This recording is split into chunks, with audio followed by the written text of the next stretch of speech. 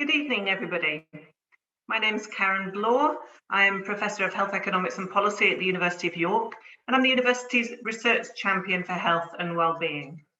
I'm chairing this evening's event. Now, this lecture is part of the University of York's online open lecture series. Although in a different format, open lectures continue to aim to enhance York's reputation as a city of ideas and innovation through offering the highest calibre of public events. Thank you so much for joining us, and we hope you enjoy this evening's talk. Just a few technical notes to begin. If you're watching live, you can ask questions using the Q&A button on your screen. This is available throughout the talk, so you can ask questions at any time. If you have any technical issues, such as a loss of Wi-Fi, you can rejoin the event using the original link. Please also remember that today's event is being recorded, so you'll be able to watch again on YouTube in just a few days. So now it's my great pleasure to introduce our speaker this evening, Dr. Thomas Curran. Dr. Curran is Assistant Professor in Psychological and Behaviour Science at LSE. He studies the personality characteristic of perfectionism, how it develops and how it affects the mental health of young people. Today, he will explore with us the pressure to be perfect in our social media feeds, in relationships, at university and at work. We will learn more about what perfectionism is and what it isn't, the causes of rising perfectionism, and how we can personally and collectively create a culture that promotes growth over perfection and compassion over criticism. It's going to be fascinating and I can't wait. Over to you, Thomas. Thank you very much, Karen, for that very generous introduction. It's a real pleasure to be here. I can see we've got so many people on the feed, and it's so pleasing to see you all. Thank you for taking the time this evening to watch me talk. Yeah, that's right. I'm going to talk about perfectionism, and this talk is really going to be focused about, well, two things really. I'm going to talk about perfectionism and how pervasive it is. One of the reasons why my research has risen to prominence is because I was the first researcher really to look at how perfectionism is changing over time.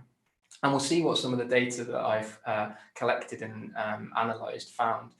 And then I'm also going to talk about how it impacts on our lives and some of the core vulnerabilities that perfectionism confers, some of the impacts it has on mental health, and also how we can, each of us in our everyday lives, begin to try to manage some of those perfectionistic tendencies that we all at some part, in some parts of our lives experience. So that's what we're going to talk about today, and it's a real pleasure, as I say, to be here and do that. Okay, I wanted to start, and this is where I normally start in these talks, really, with the definition. And to basically give an overview of what we mean when we talk about perfectionism. And perfectionism is two-pronged.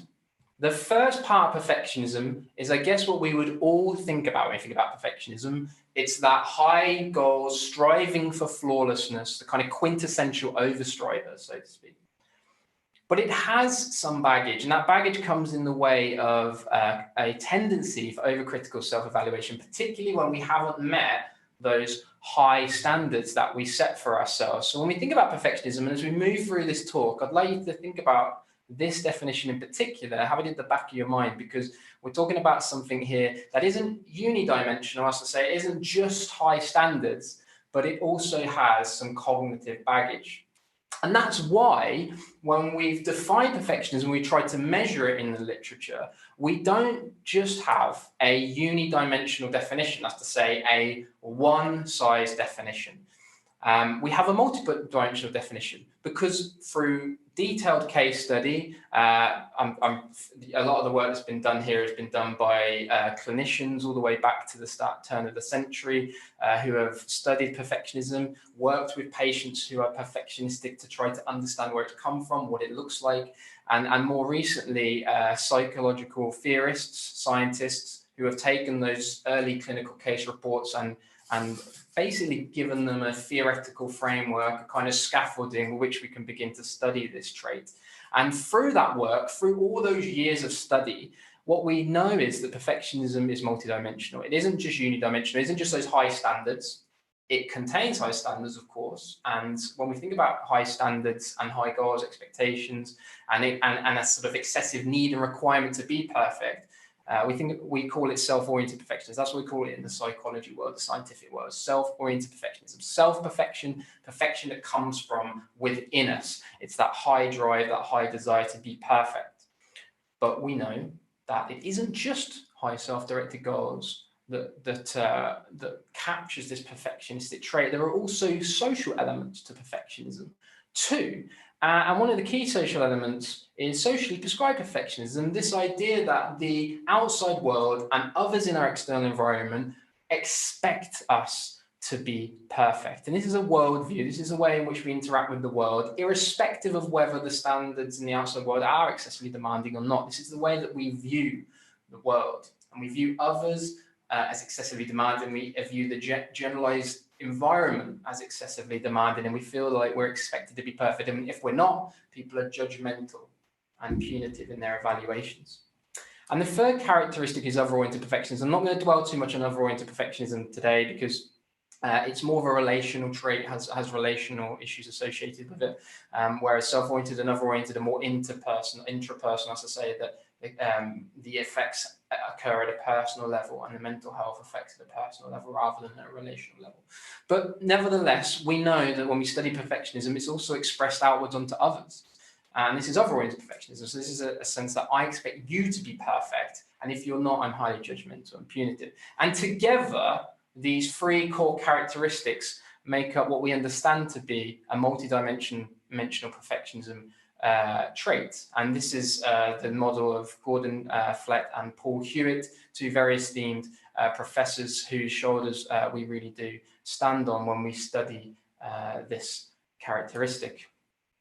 So the first thing then, once we've got that out of the way and we have an understanding of what we're talking about when we talk about perfectionism, is I wanted to deal with a few narratives. And one of the first I want to deal with and kind of provide a counterpoint to is this idea that perfectionism is positive. We often see perfectionism as a trait that we hold up, as an insignia of our worth, as something that we carry through the world as kind of a badge of honor. And that's really because society demands it. We like to think we know what perfectionism is. We often celebrate it. And this, I think, is the biggest issue in trying to break through and understand how perfectionism impacts on our lives, is that it's something that society celebrates impossibly high standards, whether that be at school, at university, whether that be in picture perfect images within social media, or even just when we watch TV and we're bombarded with advertisements telling us how beautiful or attractive we could look, or what car or brand of perfume we should buy. All of these messages that come from the outside external world that celebrate at some level this perfect life, this perfect lifestyle, and this excessively high amount of achievement that we need to thrive and succeed in the modern world are things that are celebrated. And so perfectionism, as a consequence, is normalized in this culture, and therefore it makes it really difficult for us to recognize perfectionism as something that can be problematic. But what I want to highlight here, first and foremost, is when we think about perfectionism and we think about it as a positive trait, often what we're actually thinking about is high standards. And I want to highlight first and foremost that high standards is not the same as perfectionism. People often confuse these two characteristics. A desire for high standards is very different to a requirement or a need to place relentless demands on the self, okay? Now, the former we might describe as conscientiousness, diligence, flexibility, perseverance, whatever it might be, some of these more positive traits. But the latter, that requirement, that need to place that relentless desire to be perfect on the self, that's perfectionism. And that's the crucial difference between high standards, which is a desire for high standards, and perfectionism, which is a requirement to be perfect. And so often when I talk to people about perfectionism and we discuss the merits of it and whether we should consider it to be a positive or a negative trait, I often highlight that perfectionism isn't really about a way of thinking. It's not high goals, or it's not high standards, but actually, in fact, it's an idealized way of existing in the world. Okay, it's an idealized image that we have for ourselves, the person that we feel we should be. That's who we should be in this society. We should have the best car. We should have the perfect lifestyle. We should have the perfect social media feed. We should get the perfect grades in school. This is our idealized image, the person who we feel we should be. And everyone has a different idealized image. But nevertheless, at root, it comes down to perfectionism anyway, comes down to this desire to emulate some ideal. And so perfectionism really, and all these dimensions of perfectionism that we've been talking about, self-oriented, other-oriented, socially prescribed, they ultimately involve a kind of contempt for and attempt to repair an imperfect self as a way of proving our self-worth and our self-esteem in the world. And so that's what I want you to think about when we think about perfectionism. It's this idea of needing to perfect an imperfect self. And if we start from that starting point, where our whole self-worth is bound up in proving ourselves in the world, then we can begin to see how perfectionism not only can be not positive, but can be actually manifestly negative, could be really bad for our health. Because if you start from a starting point wanting to be approved of, wanting to be worth something in the world, this then leads to a belief that in order to get approval, we must excel. So we set unrealistic goals for ourselves to excel. And then we strive and we overwork, but we struggle to meet those unrealistic and unattainable targets. They're too high in the first place. We struggle. And then we become self-critical and highly demanding on ourselves. How can we be so stupid? How can we screw up? Why can't we just succeed? We feel anxious. We feel inadequate. We become less and less effective. And then we overcompensate. We try to fulfill even higher goals to overcompensate for the lack of success that we felt in the first place. And you can begin to see how a negative cycle of self-defeat starts to take off and take hold. And I want to focus on this part of the cycle here, the strive and overwork and struggle to meet unreachable targets. Okay, because this is where perfectionism becomes especially damaging to our mental health, when we don't meet targets and we encounter setbacks and failure. And this is because perfectionists are highly stress reactive. They react to stressful situations, particularly when we've failed or we've encountered some social rejection. And it leads to a lot of self-defeating thoughts, a lot of catastrophizing, a lot of overgeneralization and fret in the response to these achievement and relational stresses that we feel in our everyday life. And hence, as a consequence, perfectionists magnify and protract stressful events. They feel every bump in the road because they're highly stress reactive. And as we know, they set themselves up for this failure because they set unrealistic goals in the first place. So they often encounter setbacks, which are particularly bad for their mental health. And we've done some research to document these effects, myself and a good colleague, Andrew Hill, just to show how perfectionists are stress vulnerable, and the impact of particularly competitive failure amongst other people, has on their mental health. And I've also done some research with an excellent graduate student, Marianne Efferson, looking at the impact of threat or relational threat within social media. And so these two studies I just want to quickly highlight to show why perfectionism is not positive and is actually negative for our mental health. So this first experiment, basically we got people in the lab, we got them to fill out a questionnaire to say how much perfectionism, how high are you on these perfectionism elements, SOP, self-oriented perfectionism, social prescribed perfectionism, other-oriented perfectionism. And then we got them in the lab and we said, we're going to race you off in fours against each other, and you've got to try as hard as you can, and at the end you'll be told whether you've succeeded or failed. Now, to make it look like they were starting from a level playing field, we measured their initial levels of fitness, and then we said we're going to measure out the effort here. So those who are slightly fitter to begin with, they're going to have a slightly higher resistance. And so we're starting from a level playing field, and the result of this is going to be down to effort and effort alone. So then we got them to tell us how they felt just before the trial started. How do you feel? How much pride do you feel? How much guilt do you feel? How much shame do you feel? And then we got them to do the competitive trial, racing off against each other for 4 minutes. And then we sat them in adjacent points of the room, away from each other, and we told each one of them, irrespective of how they did, that they failed. We told each one of them they came last. And then we asked them, how do you feel now? How much pride do you feel now? How much shame do you feel now? How much guilt do you feel now? And then we did that again, and then we did that again for a second time. So we're a bit naughty in this experiment, but we wanted to know how the perfectionists react to failure. And in the other experiment here, we just basically asked students, this was secondary school students, once a week for 4 weeks, if they made a social comparison in social media, and if they did, how did they feel they compared? Much worse, much better. And then after that, we measured perceptions of body appreciation, depressed mood, to see whether how they feel about whether how they compared to other people had an impact on their body appreciation and depressed mood. And what we see in the first study is that those who are high on both socially prescribed perfectionism and self-oriented perfectionism, so high self-oriented, high socially prescribed, had much higher levels of shame following failure and much higher levels of guilt following failure than people who were lower on those traits. So perfectionists, when you put them in stressful situations, have far elevated levels of shame and guilt in response to that failure than do people who are low on perfectionism.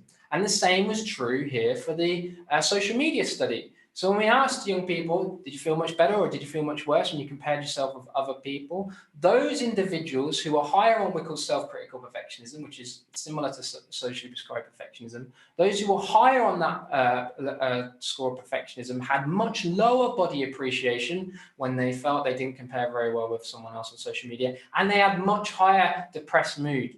So these results tell us that if you put perfectionists in stressful situations, they have much higher levels of shame, guilt, declines in levels of body appreciation, and high levels of depressed mood. So they react much more sensitively to setbacks and failure than do non-perfectionists.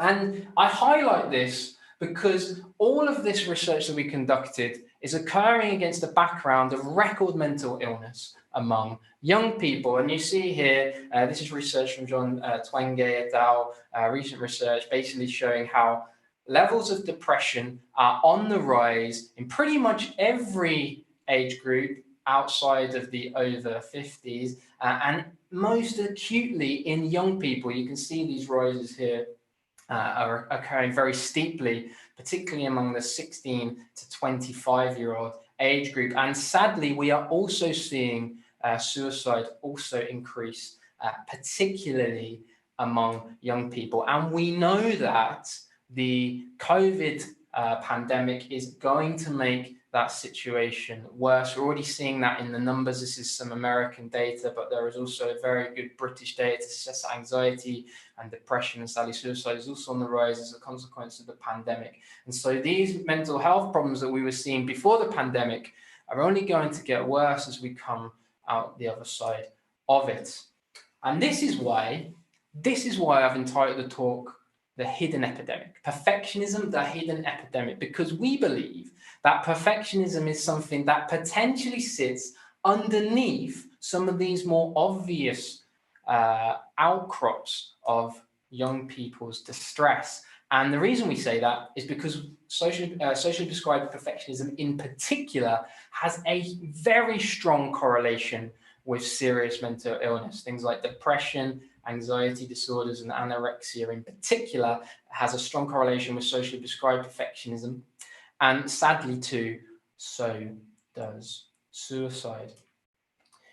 So perfectionism isn't positive. It's not something that I believe we should hold up as an insignia of worth. It's not something that we should celebrate. It's something that actually we need to recognize as a society that's a problem and that could potentially sit underneath some allied mental health problems that we're beginning to see among young people. The reason is, and what I'm going to talk to next, is this narrative that society has always demanded perfectionism and nothing's new here. Nothing has changed. Well, some very esteemed clinicians and researchers disagree. way back in the 80s, Burns was talking about perfectionism as a cultural phenomenon, something that is emphasized and amplified in culture. And Hewitt and Flatt, the two individuals who came up with the multidimensional perfectionism model, also suggest that we're currently seeing a possible epidemic of perfectionism among younger people. And so myself and my good colleague Andrew Hill went about trying to understand what's going on at a societal level. Are we seeing more levels of perfectionism, or is this something that's just always occurred and hasn't really changed? What you can see here, I want to focus on the graph here on the right. This is socially prescribed perfectionism, but basically what we did is we collated all the information that is possible was available to us in terms of levels of self-oriented, socially prescribed, and other-oriented perfectionism. We collated them. We collated all the data on college students. This is college student data, and we mapped them across time. And we tried to see whether we could detect any changes in these traits from late 1980s all the way through to 2016. And what we can see here is that self-oriented and other-oriented perfectionism have slight increases, but there's a lot of noise in that data, as you can see. And so we're not going to put too much stock on those. What I want to focus on here is that socially prescribed perfectionism line, and that dramatic rise that we're seeing in perceptions of the external environment being excessively demanding. 32% of students in 2017 were above the 1989 mean. That's a huge rise in socially prescribed perfectionism, and something we should really be keenly aware of. And when we exponentiate this relationship, that's to say, we look at it rather than looking at a straight line relationship, but take a look where the inflection points are. You can see there's a curvature here right at the end, particularly from 2008, which is an interesting day, where levels of perfectionism are starting to take off on an exponential curve. And there are a lot of significance around the date of 2008, but in particular, of course, that was the last time we had a financial crisis. It also happens to occur with the advent of social media, and when social media started to explode, which could also explain why it started to take off around this time. But nevertheless, I think that doesn't bode very well for this latest crisis and the impact that it might have on levels of perfectionism thereafter. But nevertheless, socially prescribed perfectionism from our data appears to be dramatically on the rise. And just to summarize this information, about 40,000 students, 26 years of cohort data. We project that by 2050, almost 1 in 3 young people will report clinically relevant levels of socially prescribed perfectionism. Those are levels that we might see typically in clinical settings, and that's highly worrying. Now, this was data that had a lot of pickup in the media. You can see it was covered all over the place. It's one of the reasons why I'm talking to you today. It's the data that really kind of made people aware that this is an issue that as a society we need to be starting to wrestle with, and we need to start to understand and try to get on top of. So the next question then that I often have when I report this data is, well, why on earth, Tom, is this happening? What's going on in the social environment that's leading to these increases in perfectionism, particularly socially prescribed perfectionism? Well, in our paper, we talked about culture being a huge impetus behind the rise of perfectionism. We talk about how society has changed and the emergence of something called competitive individualism in the industrialized world has really reshaped the cultural landscape. And we believe these changes are highly salient to the development of perfectionism in recent generations, who are most exposed to this competitive individualism that's led to a lot of competition, a lot of insecurity, and a lot of precarity in modern life. And the first, I guess, pathway through which competitive individualism impacts on perfectionism, we believe, is performance anxiety. And performance anxiety is basically an outcrop of a culture whereby competition and uncertainty have become the blueprint for relations between individuals. And you see this everywhere. You see this in academic institutions where I work, where we have a lot of marketized forms of competition that are embedded through our administration. You see this I'm sure you see this in your own places of work, where you're monitored and your performance reviewed all the time. Students see this all the time. When they're marked, they're graded, they have standardized tests. This is one of the most efficient, apparently, ways to organize within a modern capitalist economy. And so this is why we begin to see performance anxiety creating problems. And there's a buried sense of fear. It leads to a fear of falling short. It leads to a fear of not performing. It leads to a fear of exposing some inner weakness to other people. And what we see is young people responding to this anxiety by showing high levels of narcissism, their material consumptive behaviors changing towards more image and status goods, high levels of worry, and also, sadly, high levels of image-related mental health problems like anorexia. And we know that potentially, anyway, performance anxiety has an impact on perfectionism too, because performance anxiety makes us preoccupied with how we compare with other people and how we compare with those around us. And that's central to the development of perfectionism, because we've learned to model these ideals of the perfectible life and the perfectible lifestyle. And whilst that is unrealistic and actually irrational, to these people, and to young people in particular, they're eminently desirable and they're eminently attainable. And so we push and strive for perfection to try to attain them. The second pathway is through meritocracy, and meritocracy is a bit of a buzzword right now. There's a few books written on it. I'd highly recommend Daniel Markovits's, but I think Michael Sandel has also written one too. Basically, this is the idea that as we move towards a more market-based economy, we're essentially focused on people's merit as a way to organize and sort individuals into relative class categories. So those at the top deserve their statuses and rewards because they've worked the hardest and they're the most intelligent or whatever, yada yada yada. And those at the bottom, well, it's your fault. You got no one to blame but yourself. You didn't work hard enough. You're not intelligent enough, whatever. So this is the idea of meritocracy. It sifts and sorts people based on merit. And you're beginning to see this very strongly in education, which is why we're particularly worried for young people. League tables and other models of marketized forms of competition are now embedded within educational institutions like they never were before. And particularly in the US, standardized testing is just exploded. It's happened here too, but in the US, it's exploded because it's the best way, according to that model, to organize, to sift, sort, rank young people into sets, classes, colleges, and all the rest of it. And what we're seeing as a consequence of this meritocracy and this focus on achievement and this focus on getting the grade and this focus on performance is that young people's expectations are way out of whack with reality.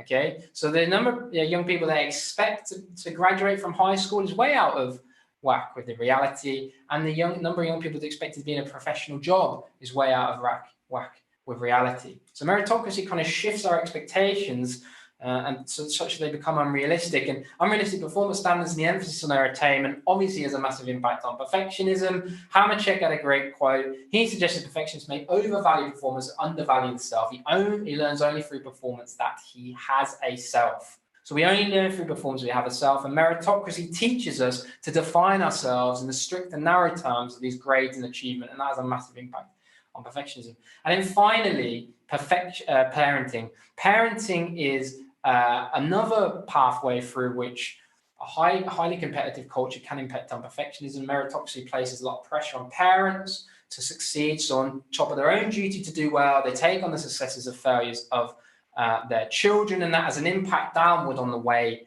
that they parent. And I want to show you some research that myself and Andrew Hill have just done, hopefully in an advanced stage, showing that parental expectations now are on the rise, as well as parental criticism. And this flies in the face a little bit of sort of this coddling narrative whereby parents are kind of accommodating.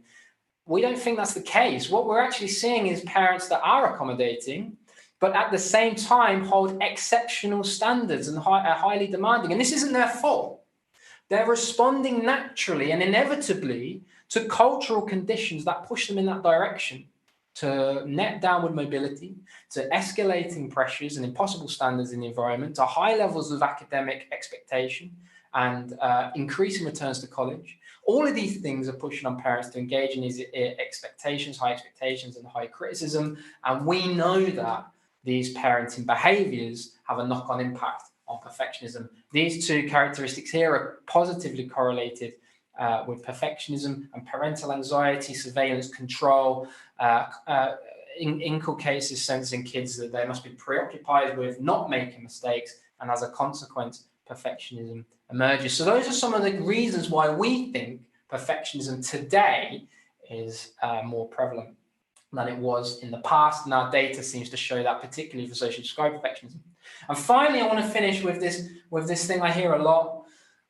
Well, you know what, Tom? Yeah, okay, perfectionism is not great, we get that. And it is rising over time, world's becoming more competitive. But you know what? It's fine. No pain, no gain. You know, there's this idea that it's worth it. That at the end of the day, you just got to push yourself to that nth degree because you'll get the rewards in the end.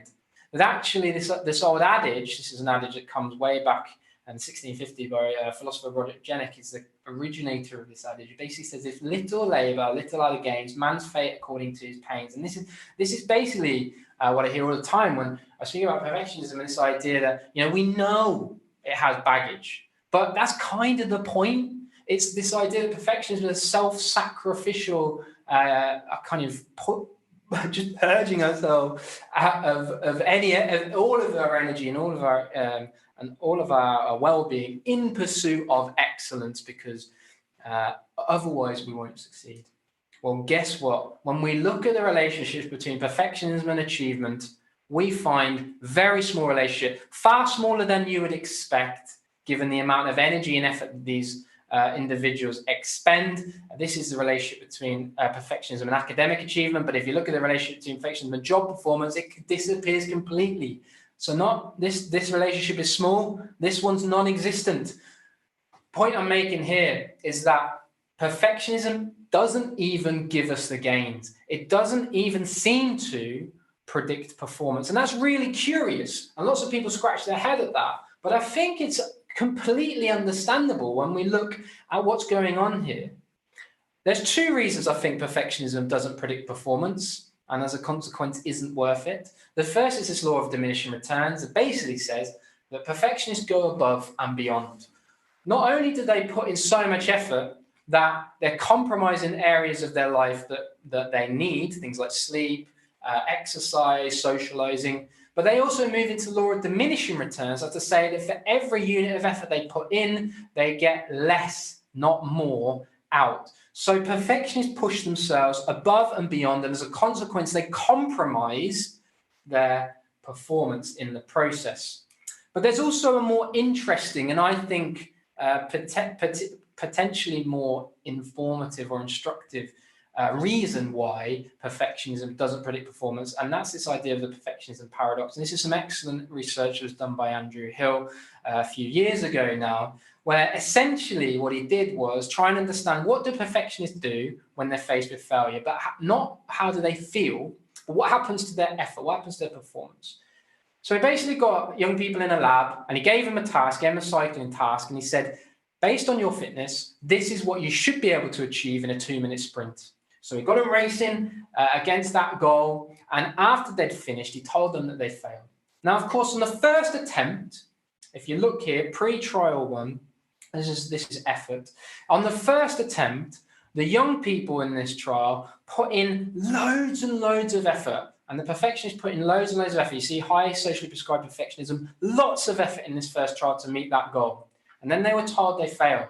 Now look what happened to their effort. Those who are high in self-oriented perfectionism on the second attempt, when Andy said, do it again, look what happened to their effort. It dropped off a cliff. Because we think, anyway, perfectionists kind of engage in a defensive mechanism. When they feel challenged and when they feel like they might not meet a goal, then for them, it's better to completely withdraw effort so they don't feel the shame, the embarrassment, the guilt that we talked about in the previous study that we found. So they don't feel those negative emotions the second time round, because you can't fail at something that you didn't try at. And so perfectionism has the baggage. It's on the rise. It's something we should be acutely aware of. And it's also something that has a negative impact on our performance. I say negative, the data suggests it has no impact. But given the amount that these individuals put forward, no impact is as good as nothing. And so that's the reason why we're really keen to highlight to people that this is a negative trait that's on the rise and that isn't worth it. isn't worth all that effort given the output. So then I wanted to finish, and I was asked to finish here on what we can do, because I was asked to give some hints and tips around, okay, so there may be some people in the audience today who feel like perfectionism is something that has a negative impact on their lives, that they can relate to some of the things that I've talked about, some of the consequences that I've talked about, some of the things that perfectionism contributes to. And so I want to finish really by giving just some practical tips. These are kind of self-help nuggets of information that have been developed by colleagues in Australia. And they're really kind of psychoeducational, just to help us really try to manage some of the negative thought patterns and behaviors that are associated with perfectionism. And before I move into this, the first thing that I want to highlight is this. We can learn to turn down the dial on perfectionism. All of us in some areas of our lives are a little bit perfectionistic. A lot of the data, and there's some good data to suggest that the vast majority of us have something in our lives that we're a little bit perfectionistic about. And so we can turn the dial down, but it is a personal journey. I think that's the first thing to emphasize. And first and foremost, before you do anything else, the mere acceptance that perfectionism is a problem is an exceptionally useful starting point. To accept that some of those tendencies that are associated with perfectionism are having a negative impact on our life can be really important. And to understand that those tendencies don't come from necessarily ourselves, but there's a broader cultural context. That society demands those things. The reason why we're seeing perfectionism on the rise is because society is becoming more demanding. And so there is a broader social context of those thoughts and feelings. And I first of all want to say, take the weight off. Don't try to always introspect on yourself and blame ourselves, because that's what society tells us to do. It's our fault. If we haven't done enough, it's our fault. Take the weight off, because there is a much broader social context to this. And it's not your fault. The perfectionism can be a problem. It's important to accept that. And it's also important to accept that there's a broader cultural context.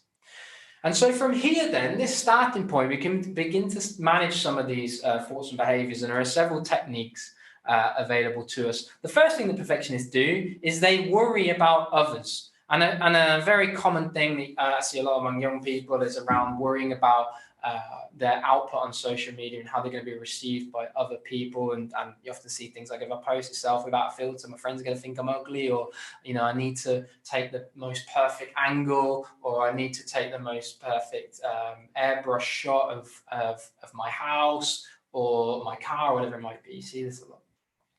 I want to highlight first and foremost that this is natural, this is normal. Many people do this. Many people who are perfectionists do this. But in order to try to overcome these thoughts, the first thing I want to highlight is that vulnerability is strength. And it's really important to surround yourself with people who offer psychological safety for mistakes and growth, and allow you to show your authentic self, the person who you are. That's really, really important. Perfectionism, as I started out this talk, is a kind of inner cleavage, a conflict between our real self, the person who we are, and the idealized self, the person we feel like we should be. It's really about surrounding ourselves and trying to bring ourselves closer to completeness, so that we are more in tune with our authentic self, and we feel safe and comfortable to be our authentic self. Get curious. Ask questions about these worries that you have, and you can test these beliefs directly by posting an unfiltered selfie and see what your friends think. And I guarantee to you that very, very few people care about seeing anything other than the unfiltered you. And the ones that do, I would say you probably need to think about whether those are people that you want in your life. A second is the perfectionist focus on flaws. Perfectionism has a drawing attention to our deficiencies and our flaws. And we become preoccupied with thoughts about imperfections and setbacks that we might have encountered. I want you to, when those thoughts creep in, to take a moment. Acknowledge those emotions, label them, but find compassionate ways to move forward. And a good exercise, I think, is to grab a phone and in the notebook of the phone, write some answers to the following question. What's going well? Not what's gone wrong, what's going well? And how much have I achieved so far? Save it, and then add to the list every time you have a success or something's gone well in your life. And then every time you find yourself down that rabbit hole of focusing on your flaws, choose self-kindness, refer to the list, and don't fall victim to that inner critic. Irrational thinking is another very common thing that we see among perfectionists. It's a kind of must. It's an irrational must be perfect, requirement to be perfect. And so you see a lot of intrusive thoughts and feelings, very rigid and irrational self-expectations, a lot of self-criticism, and a lot of overgeneralization. Overgeneralize the failures to failures of the self. I've done something wrong. I'm a failure. I'm a failure as a person. We call that overgeneralization. Don't repress these thoughts. I think that's the first thing to say. Don't push them down. Write them down. Make sure you become consciously aware of them. And then ask yourself, how strongly do you believe these? We call this a thought diary. And reflect on those thoughts and ratings and challenge them. Ask, what if? So what? So what if the worst happens? Or so what if I didn't quite make the grade? Often you'll find that the consequences are far less dire than your rigid perfectionism would have you believe. And often it has you believe that things are a total disaster when they're really not. Write down how you might reframe those thoughts, how you might turn those thoughts into more constructive and compassionate thoughts, and try to move forward. Putting things off, procrastination. Oh my God, procrastination is a massive problem with perfectionists. People who are perfectionists find it difficult to start things and complete them because they are petrified that they're not going to be perfect, that they're not going to be good enough. And as Andrew Hill's research showed, we put things off. We stop trying when we come under challenge. I would suggest that that's a really maladaptive way to go about things. So start any task that you do with affirmative statements. Okay, I've written loads of good assignments before. I can do this. Getting started is going to make me feel so much better. Trust me, it will. And getting something down on paper, just getting something down on paper, it doesn't matter how good it is, just get it done. It can be really useful. So these statements, once written, you can put them on things like Post-it notes. I've got a few on my wall here where I kind of remind myself all the time. I just need to get the bloody thing started. Don't overthink it. Just get into it. Just dive in. And please know that good enough is often good enough. And it doesn't have to be perfect. Time away is also really important. By putting all our energies into perfecting things, we leave ourselves no time to chill out. We leave ourselves no time to relax and do things only for fun. Preemptive self-care is really important. Replenish our emotional and mental reserves before burnout starts to creep in. Not double down when we start to get tired. That's really important. Make sure you give yourself a break. Make time for activities, socializing, reading, exercise. It might seem you're compromising achievement, but actually these activities let you recharge. They let you come back with far more energy, far more alertness, and we know that they are crucial to success. I'm going to leave these 5 tips up at the end. I'm not going to go over them. They kind of recap what I've just said. I want to say thank you for listening. And I also want to give a shout out to Andrew Hill. He's someone that who I've worked with very closely, someone who's just been inspirational in my career. He's the reason I'm here. And he has a research group called the Motivation, Performance and Wellbeing Group over the road, actually, if you live in York St. John University. So please check them out. They do a lot of fantastic work in the area of perfectionism and motivation. And so they're definitely worth your time. But I'll leave these 5 tips up and I'll invite any questions. Thank you so much, Thomas. That was absolutely fascinating. And thanks particularly for the really constructive tips on how we can all be kinder to ourselves. I know that a number of people listening and commenting in the Q&A are really struggling with some of the issues you've raised. So I think we're particularly grateful for those suggestions on how we can make some progress with this. Now, there are loads of questions. I told you there would be. So I want to apologise first of all to everybody in the audience that asked a question that I don't get round to. But let's give it our best shot. So first of all, a few people asked, is it all bad? Is there something wrong with setting high standards for yourself? So is perfectionism all bad? Yeah. I think that, as I said at the beginning, the difference between, there's nothing wrong with high standards, there's nothing wrong with being meticulous, and there's nothing at all wrong with conscientiousness. Quite the contrary, we should be applauding those traits and we should be encouraging them. But perfectionism isn't high standards. I wish it was. It would be fantastic if it was, but it isn't. Perfectionism is the high standards are kind of a sideshow, right? If we focus on what the goals and the contents of the goals, we kind of miss the point of perfectionism, because perfectionism comes from a much darker place. It comes from a need to repair something that we believe is defective about ourselves. And all of those strivings and all of those high standards and all of that effort is bound up in trying to repair ourselves. And that's a task that is unachievable. That's a task that is going to lead us down a rabbit hole that we'll find very difficult to get out of. And so I say there's nothing wrong with high standards. There's nothing wrong with being conscientious and all the rest of it. But when it comes to perfectionism, there's nothing to be said that's positive, in my opinion. Okay, that is very clear. Thank you. So another question that several people asked were around what kinds of people are most affected by this. So I think you touched on this at the beginning with things like age, but if you could just remind us of some of that. And also, could there be a genetic component to perfection? So those are really good questions. What's interesting is perfectionism seems to be largely invariant across gender, with a slight bias. So that's to say that slightly more males and females report higher levels of other-oriented perfectionism. So make of that find what you will. But for socially prescribed and self-oriented, there isn't really a difference across genders. But yes, across age, we are seeing growing levels of perfectionism among younger generations. So we would expect that to also be seen across the lifespan too. We're actually doing some research on that. Hopefully we'll find out more. We don't know yet, but we suspect that it's higher among younger people.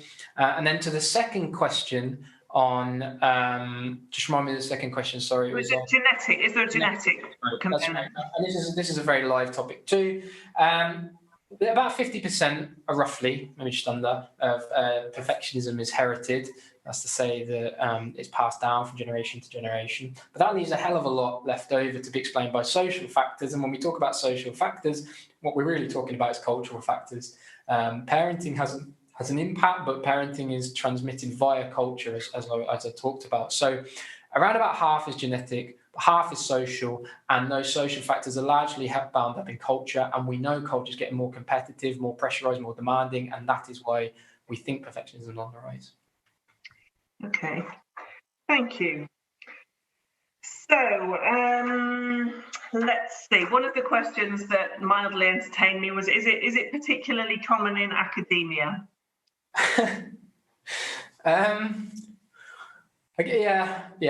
Yeah, it is. I see a lot of perfectionism in academia. I see a lot of young, across the board actually, students and lecturers have put a lot of pressure on themselves. And so often when I'm at dinner parties or whatever, the amount of times I hear I'm totally a perfectionist. Tell me more about that is crazy. So I think we see a lot of this in academia, but I would say it's across the board. I mean, there's a tendency to pin this on the kind of high, what we might call super elite professions, and sort of those middle class professions, I guess, professional professions. This is something that's often said. Is this just a kind of middle class thing? I'm not so sure about that. I think that a lot of the cultural frames that we talk about have as much impact, if not more, on people who come from where I come from, more working class communities. And that's because culture shames us. It shames us for being at the bottom. It tells us that we're not good enough and that we've got no one else to blame but ourselves. And that has a massive impact on the way that we feel about ourselves, how good we feel in the world, and how of worth we are. And so, yes, we see these issues across the board, but I think this is something that we all wrestle with, and this is something that these are cultural frames that affect all of us at some level or another. Fascinating. There was a question about, so you gave us some really useful tips and tricks on how to deal with perfectionism in ourselves. One of the questioners asked us how we should deal with a boss who's a perfectionist. Get any tips for that one? That's a really good question. I mean, typically what you see is overall perfectionism in these individuals. And it's really difficult to manage, because those high expectations and that critical judgment is really hard. And having not been fortunate enough, touch on wood, to work with people who are understanding on the main, this hasn't been something that I've had to wrestle with. What I would say is, again, just like the tips I've given here, try not to take those comments or criticisms to heart. Try not to internalize those high standards as your own high standards. Focus on what you can do. Focus on the controllables, and do as good a job as you can. Put in the effort, work hard, grow, develop, but don't focus on the outcomes. The outcomes will come as we focus on the learning and the development. But try, if you can at all possible, to not get too downbeat when things haven't gone quite well and you've got quite a demanding superior. Focus on what you can do, focus on what you can control. And for me, that's the best way to learn, develop, grow, and performance will naturally come. Okay, thank you. Time for a few more, if you can cope. Yeah. So there was a couple of questions around schools and young people, and in particular how we can help young people to avoid becoming perfectionists. Should we have something on the national curriculum around the ideas of life coaching, that kind of thing? Is there anything we could do to prevent perfectionism in our young people? I think there's loads we could, the first thing I say whenever I'm asked this question is, if we really want to make a change, or we really want to make a change, that's to come from the bottom up, because it ain't going to happen from the top down for various reasons. But not only, I don't think it can possibly really be as effective as if it comes from the bottom up. And I'm seeing some really encouraging signs in that direction from the current generation of young people who are aware of the manufactured nature of social media, who are pushing back on the dominant economic and political frames that have been very dominant across the last 20 years, who understand that these things don't serve their needs, and understand that perfection and this idealized image that we project in the world is complete nonsense. And that the authentic self, the real me, the Be Real movement, these are all really encouraging things. So the first thing I say is bottom up is going to be much more effective than top down. Having said that, there are things we can do. And I think at a school level, trying where possible to de-emphasize the outcome, the metric, the grade is really, really crucial, because we have too much focus on scores, metrics, and ranking, sifting, sorting young people. And of course, it teaches them that they're only really worth something when they've scored well on a grade, and they're useless when they haven't. I think that's got to change. And so feedback has to come to the fore. That's far more important, in my opinion, than the outcome. I think feedback is where people develop and grow. And I would definitely be keen for us to move towards a more pass-fail system than it would be to continually grade students. I understand we have to grade students. I'm not an idealist. I know that this is an important part of education. But at the same time, the extent of grading, the extent of marking and evaluation, I think has gone too far. So I think feedback's where we should be focusing on, and only where absolutely necessary we should be grading. Great stuff. Thank you. Let's go with, I think, probably just maybe two more. One of our questioners asked, in a sort of reverse way? So do you think that people who experience higher levels of stress in general are perfectionists without being aware of that? And then on a similar vein, a couple of people have asked about whether all perfectionists are anxious or whether any perfectionists manage to kind of attain a state of contentment. Okay, so the first question, perfectionists are more stress reactive, and so it's highly likely that if you're highly stress reactive like me, I'm prone to anxiety and stress. There will be an element of perfectionism that sits underneath that. Might not be the only thing. There might be other factors, of course. And I'm not a clinician, so I often try to stray away from issues around diagnosis. But it's highly likely that if you are very stress reactive and you feel a lot of stress in your everyday life, that at some level there's perfectionism that sits somewhere underneath, for sure. The second question, Karen, was about anxiety. Whether you can be a content perfectionist or whether you're going to be anxious.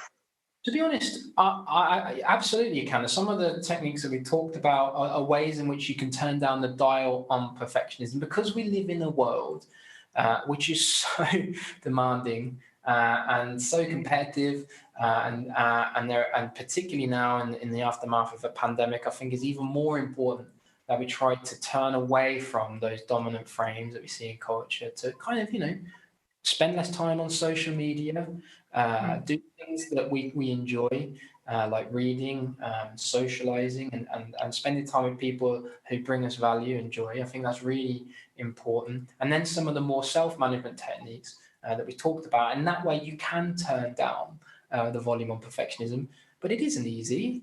And it's not going to happen overnight, but the more we apply ourselves, the more we internalize this idea that perfectionism is something that we just need to purge ourselves of, and the more that we engage in some of these more constructive, self-compassionate thought processes, over time we can begin to remove the pernicious influence of perfectionism from our lives. So I'm really optimistic. I think it can be done, but as I say, it does take time, and it's a personal journey. Okay, thank you very much, Tom. I think I think I'm going to stop there because it's an optimistic note. But again, let me apologise to all of the many people whose questions we haven't got to. There were dozens and dozens of them. We could possibly have taken all. So just a couple of things to finish. First of all, the recording of this event will be available on the York Ideas YouTube channel, which can be accessed by typing York Ideas YouTube into Google. You'll need to wait a couple of days for that to appear. If you enjoyed this event, you might be interested in our final lecture in the York Wellbeing series this term. That's a lecture called No Drugs, and it's KNOW, drugs, in Hamilton. That'll take place on Tuesday, the 17th of November at 7 p.m. Please join us. For more information, please see the Open Lectures website, and the link for that will be pasted into the chat now, with any luck. So we hope very much that you'll continue to be engaged with York Ideas through our Open Lecture series. Check out the website, york.ac.uk/events, for full details of all the events in the Open Lectures programme. And we'd love to hear your thoughts on these and continue the conversation. Use the hashtag, use hashtag York Ideas, all one word, if you're going to get involved in any of that Twitter, social media stuff. But for this evening, thanks again, Thomas. That was really informative, it was thought-provoking, and it was really constructive in terms of the tips and tricks that you gave us all. Thank you, everyone, for joining us, and everyone enjoy a proper relax for the rest of this evening.